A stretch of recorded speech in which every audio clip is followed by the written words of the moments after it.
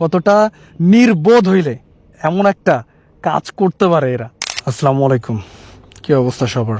তো কথা হচ্ছে, আমি আসলে এসব বিষয় নিয়ে কথা বলতে খুব ইতস্তত করি, তবুও একটা বিষয় নিয়ে কথা না বলে আসলে পারতেছি না। বিষয়টা হচ্ছে এই যে,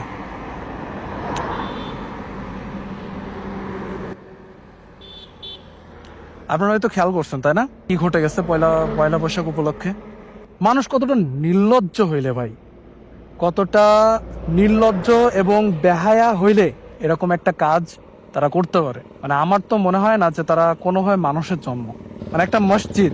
তো এখানে কি হয়েছে জানেন, পহেলা বৈশাখে ওই দিন এই যে কিছু চাওরা, ঠিক আছে, কিছু বেয়াদব মহিলা যারা সেজে গুজে, তোদের ভাই অনেক জায়গা আছে ছবি তোলার জন্য, তো ছবি তোলার জন্য এই মসজিদটাই প্রতিটা মানুষের ধর্মীয় অনুভূতিতে আঘাত এনেছে। প্রতিটা মানুষ এদেরকে অভিশাপ দিচ্ছে।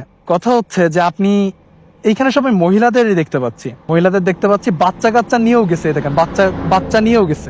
কতটা বেয়াদব আর কতটা বেলজ্জিতে কালেভার হইলে এমন একটা কাজ করতে পারে এরা। তো কথা হচ্ছে যে আমরা আসলে কোন পর্যায়ে পৌঁছে গেছি, যে ওটা একটা মসজিদ, ওটা নিয়ে মানুষের একটা অনুভূতির জায়গা, তো সেইটাকেও আমরা বাদ দিচ্ছি না, ছাড় দিচ্ছি না। এই যে এদের এদের এদের এদের যে সবাই যে গালাগালি দিচ্ছে, এদেরকে অভিশাপ দিচ্ছে, তাই এই অভিশাপগুলো কাদের লাগছে?